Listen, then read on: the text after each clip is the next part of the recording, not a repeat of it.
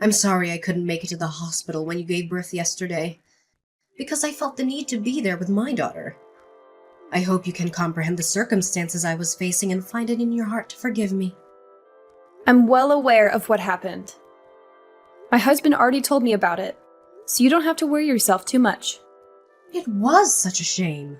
I wish I could just go back in time and be there for you after you gave birth to your child. I really wanted to see my grandchild's face. Oh, let me fill you in on the latest news. My exceptional daughter Amelia has delivered an absolutely marvelous and robust baby boy. He weighs a solid 8 pounds and possesses the most beautiful little nose and lips. Although his eyes are currently closed, I'm hoping that he inherits his mom's captivating eye color. If that happens to be the case, brace yourself. He's destined to be an absolute showstopper. Really? I'm glad to hear it. I'm happy for Amelia and her husband. They must be over the moon to see their baby boy. And did I tell you about his name? We were undecided between Alexander and Samuel, but in the end we went with Ethan. Isn't it a beautiful name? It means strong and enduring in Hebrew. I'm sure my daughter's son will grow up to be a great man. Oops, my bad, I'm sorry. I got so carried away talking about Amelia's child that I almost forgot about yours. So, how is your baby doing? I wish I could be there to help you, but my hands are full of taking care of Ethan. My baby is doing fine until now, but, Helen was born prematurely, so she has some health complications. The doctors are keeping a watchful eye on her, doing everything they can to ensure her safety. Oh, I'm so sorry to hear that.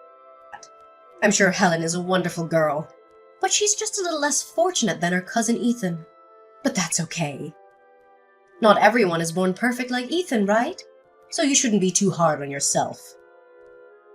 And did Aiden also know about Helen's condition? Well, of course. He knows all about it since he took me to the hospital and was there for me in the delivery room. Oh no! I'm so sorry to hear that. I know how much Aiden has been looking forward to welcoming a healthy child into his life. I wasn't there with you, but I can imagine how disappointed he must have been. I hope he didn't say anything to hurt you or Helen. She's still his daughter after all. Actually, he was incredibly supportive of me and Helen. He encouraged me to be strong, comforted me, and told me that everything will be okay. I'm so glad I have Aiden by my side. He's given me all the courage and strength in the world to get through this difficult time and stay strong for our daughter. Oh, Elena, I know Aiden was just trying to be nice to you. He was raised to be a kind and thoughtful man, so of course he would say those things to you. But I bet deep down he's feeling disappointed and regretful. I wish I could be there and support you both, but what can I do? Amelia needs my help and Ethan needs his grandmother by his side. I hope you're not too lonely without me. It's okay. I totally understand. I have my husband, parents, friends, and relatives here to support me. So you don't need to worry too much. Just focus on taking good care of Amelia and her child. Aiden and I will be fine. I want to give my grandson extra love and attention because the first stage of his life is very important for bonding. I hope you don't think I'm neglecting your daughter. I'm a kind person and I would never do anything to hurt you or her. I'd be really sad if you thought I was a bad mother-in-law, and I would hate for you to tell other people that I treat you badly. You know I'm not a gossip, right? I won't say anything that I'm not supposed to. I'm well aware that you try hard to support me and my family, and I appreciate it. Thanks for understanding, darling. I'll visit you and Helen as soon as I can. I know she'll be so happy to see her grandmother. Hey, Eleanor. Are you free to chat? I'd like to get your opinion on something. Yes, I'm here. What is it? You know, Ethan's birthday is coming up soon, right? I'm planning to give him the perfect birthday, but I haven't thought of anything yet. Could you help me out a bit? Or at least give me some suggestions for the party? Like the main theme, decor, food and all that. I want to make this his best birthday ever. Oh, I was also thinking about how I can make a nice surprise for Helen on her birthday. What if we celebrate both Ethan and Helen's birthdays at the same time? Isn't that a great idea? Elena, I remember mentioning that we cannot combine the two birthday parties, didn't I? My house is simply too small to accommodate everyone. It'll be too cramped for all of us, and everyone will feel uncomfortable. Then why don't we eat out at a restaurant? That way, we can all fit in the same place and have a good time together. Have you thought it through?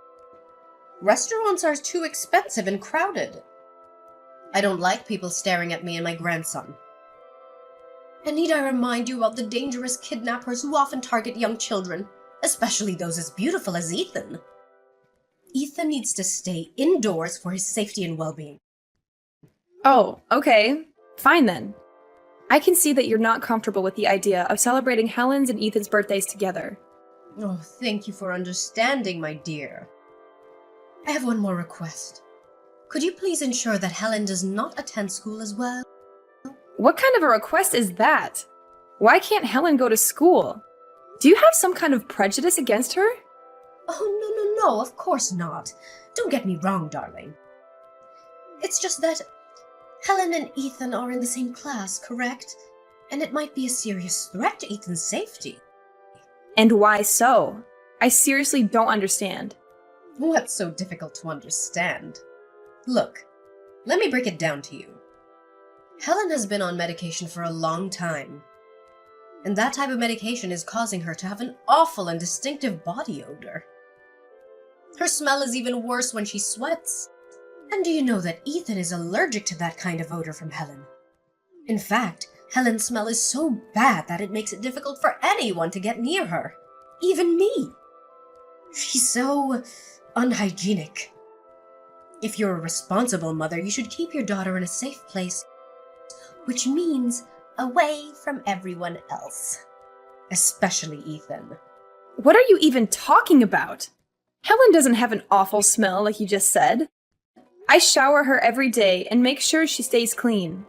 It's important for her to be hygienic because she's more vulnerable to germs and bacteria than we are. In fact, she's probably more hygienic and well kept than any of us. I think you're just overreacting. Stop being too harsh on Helen. She's just a little girl. She doesn't deserve to be treated like this. Oh, did you not hear a word I said? Ethan is severely allergic to Helen's body odor. When his allergy is triggered, he has trouble breathing, a fast heart rate, swollen eyes, itchy skin, and even worse. In fact, being around Helen could literally put Ethan in a life or death situation. If that happens, are you willing to take responsibility? Honestly, what you just told me is incredibly difficult to believe. Your explanation is clumsy and awkward, like you just made it up on the spot. I'm not buying a word you say, unless you can provide me with scientific evidence or a doctor's recommendation to back it up. Helen deserves to go to school like any other child, and I'm not going to prevent her from doing so simply because of your baseless story. Although her health is unstable, she is still an outgoing girl who always strives to do her best at school.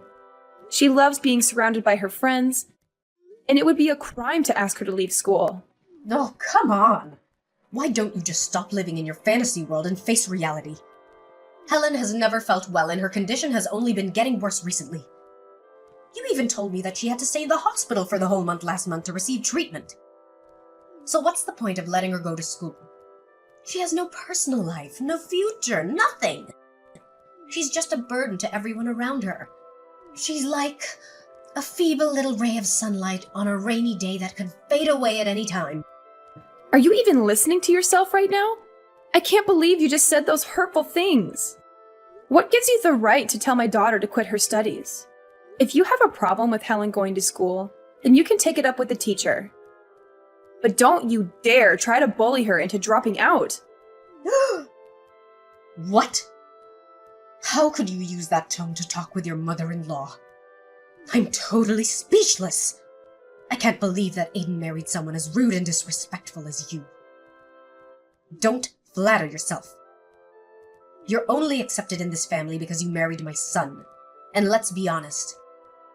What have you done to prove that you're worthy of being a member of this family other than giving birth to an ailing girl who can't even take care of herself? You're so pathetic, Alina, just like your little daughter. This society has no place for either of you. What did you just say? What on earth gives you the right to make those malicious comments about my daughter? You're stepping out of line, Scotty. One more word and you'll regret it. I'm not someone to be trifled with, especially when it comes to Helen. I can become really scary when someone talks down on my child. Apologize to me and Helen now!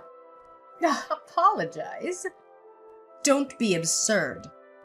I'm Helen's grandmother, and I know what's best for her. I don't need your permission to tell her what to do. And what I want right now is for Helen to drop out of her school. I know what's best for her, and with her declining health status, she won't be able to keep up with her studies much longer. So why prolong the inevitable? Don't be so stubborn. We all know what's going to happen. You claim to be Helen's grandmother, but you never cared about her, not one bit. You didn't visit her once after she was born. You ignored her when she tried to talk to you about her accomplishments at school. You ruthlessly criticized her paintings or anything else she does, saying that it's not half of what Ethan can do. Helen is just a little girl, and she looks up to you as her grandmother. But what do you do to her? You treat her as if she doesn't even exist. Compare her to Ethan and put her down. How dare you say anything about her? You don't deserve to be called her grandmother. If this is how you choose to live your life as a grandmother, then fine. I'm not asking you to change. But I am asking you to stay away from me and my daughter. I never want to see or hear from you again. Who are you, and why have you been calling my number? Do you realize that you have been calling me for the past 15 minutes? I'm busy at the moment, so can you kindly leave a message or call me later? What are you talking about? I'm your mother-in-law, Scotty. Did you already forget about this old lady? Scotty? Well, if it's you, then yes. I've been trying to erase all my memories about you. Oh, come on. How can you be so petty? It's been years since we last talked, and you're still holding a grudge against me. Get over yourself. Look, I'm truly sorry for what I said years ago. It was wrong of me, and I hope you and your husband can forgive me. I would like to come back into your lives. What have you and your family been up to all this time? Are you being serious? After all this time, you're just now saying sorry to me? What are you up to, Scotty? Just spill it. No, what do you mean? My intentions are sincerely genuine.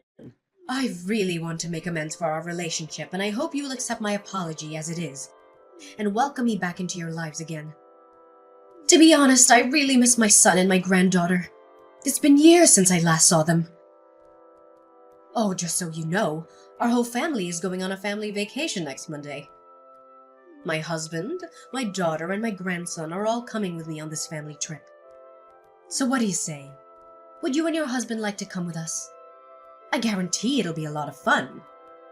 Look, Scotty, did someone tell you what day it is next Monday? What day? Oh, I know.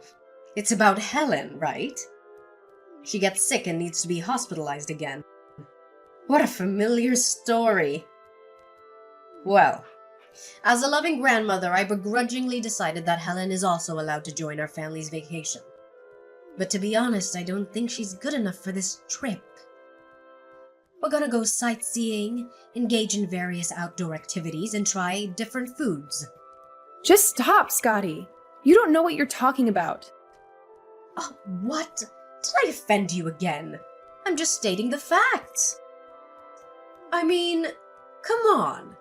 A frail, feeble girl like Helen wouldn't survive 1 minute if she even steps 1 foot outside her house. She's probably gonna spend the whole time in bed anyway. From the bottom of my heart, I advise you to let her stay home and hire some caregiver to look after her. In the end, it's a relaxing family vacation. Not some kind of medical tourism for Helen. Are you done talking?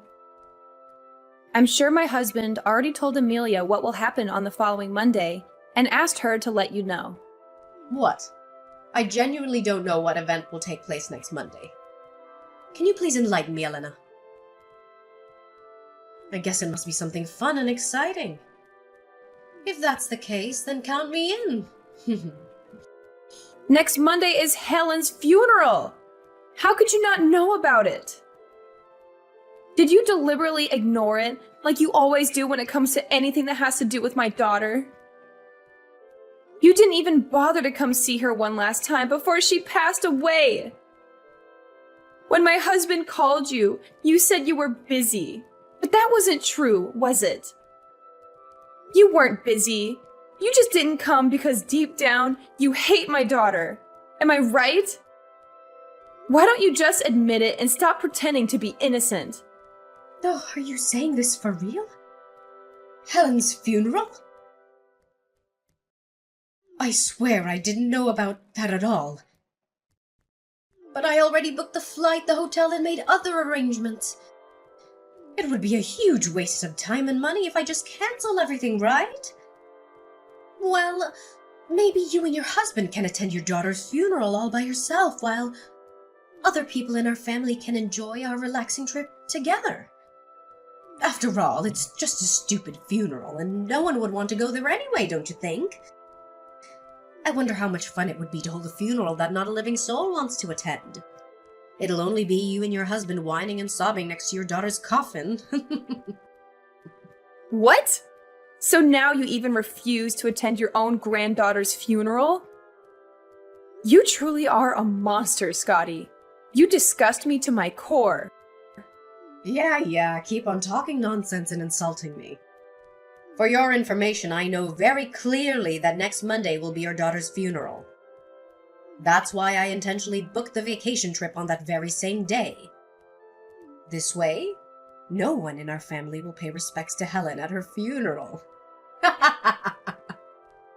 How genius of me! You always think that your puny little daughter is the center of the universe, and everyone has to slave away for her, huh? Guess what? She doesn't mean anything. She's just an insignificant speck of dust that I'll gladly step on and walk all over. What? So that was your plan all along?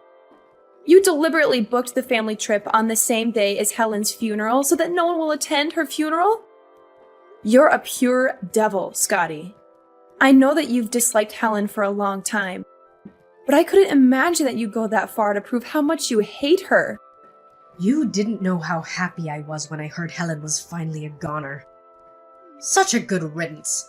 I thought it might take longer for your daughter to say goodbye to this world, but I didn't know that it would come so quick.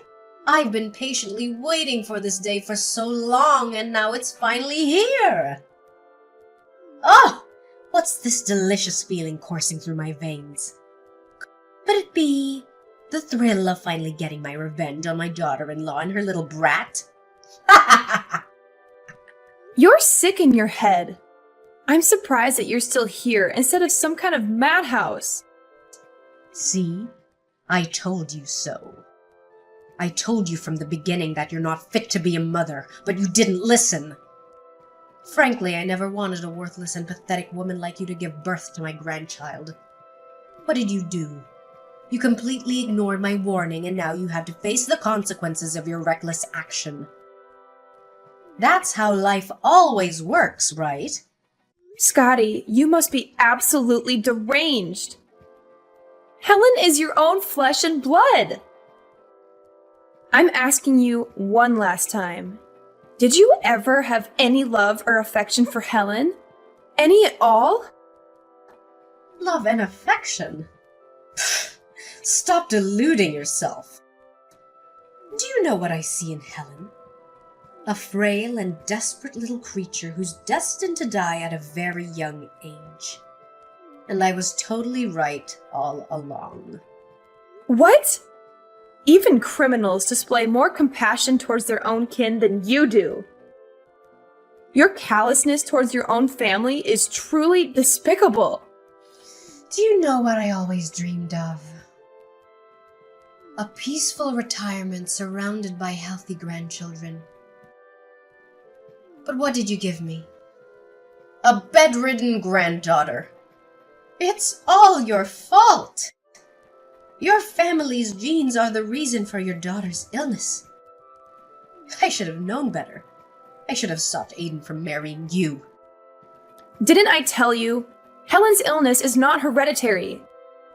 It has nothing to do with my family's lineage. So stop with your baseless accusations.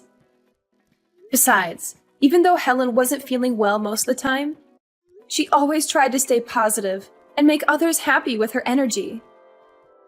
I'm proud of her strength and resilience, and I'm grateful that she chose me as her mother. Oh, please, spare me the sanctimonious act. We both know how disappointed you were when Helen was born. She wasn't even a normal human being. If you had left her in the hospital, you and your husband would be living a much better life right now. You would have more time for each other to make more babies who are healthier and more deserving of your time and effort. Instead, you choose to do things the hard way and raise a child who was meant to be a burden to herself, her parents, and society. How dare you say that Helen is not a normal human being? Have you looked at yourself in the mirror lately? You're the one who's denying your own grandchild. What does that make you, other than a monster in disguise? Seriously? I'm being criticized for trying to help. How is that fair? I know. Just because I'm an old and vulnerable mother-in-law doesn't mean you can bully me whatever way you want. Oh, people, look at Elena, my so-called daughter-in-law. She's bullying me to death. Please call me an ambulance. I can't take her rudeness and cruelty anymore. Old and vulnerable, asking for help? Spare me the crocodile tears. Are you trying out for a soap opera or something? You are nothing but a devil, Scotty. Your capacity for cruelty knows no bounds, and it is painfully evident for all to see. Rest assured, your heinous acts against your own flesh and blood will not go unnoticed or unpunished. Sooner or later, karma will catch up with you, and you'll have to face the reckoning you so rightfully deserve. Hi, Elena. How's everything at the funeral? I'm here at the airport waiting to be on board. I know this vacation is gonna be amazing. You again, huh? You don't know how much time I spent yesterday just to pack my belongings. From meticulously selecting the perfect sunscreen, floppy hat, camera, and sunglasses, to gathering an assortment of toiletries. I spared no expense. And of course, my designer clothes. They're the epitome of fashion, showcasing the latest models of this year. I have a plan to wear a new outfit every day to show off my good taste in clothes. Can you imagine the envy that'll stir among onlookers? Oh, I must say, even though I've reached my 60s, I simply refuse to acknowledge it. In fact, people often think I'm in my 30s. I guess I have a timeless look. And why are you telling me all these things? It seems like you're quite lonely at the airport, aren't you? What do you mean by lonely? I'm just waiting for everyone else to arrive. Now that I come to think about it, I had specifically told my husband and my daughter to get everything ready and come to the airport at 7 in the morning. But why hasn't anyone showed up yet? Did they miss my messages? Well, I'm not too concerned. Maybe they're just stuck in a traffic jam or something. That's why they're a little bit behind schedule. Yep, it surely is the traffic. Well, keep on waiting. You can wait until midnight if you want to. But I guarantee you that no one will show up. I told my husband and daughter multiple times. I texted them, called them, and even put a huge note on the front door, reminding them about the departure time. I did everything I could to make sure that they saw my message. I'm telling you, there's no way they could have missed it. So, you think they just forgot about your message, huh? Or maybe they accidentally missed your calls and texts? Or maybe they just didn't see your huge note on the front door? Give me a break. You're either too dense to realize that they deliberately ignored you, or you're just too self-centered to even think of that possibility. How could it be? They're my daughter and my husband. How could they not listen and do what I specifically told them to do? That would be so mean of them, seriously. They are fed up with you and the way you treat others, Scotty. And they really despise your condescending manners towards Helen, your own granddaughter.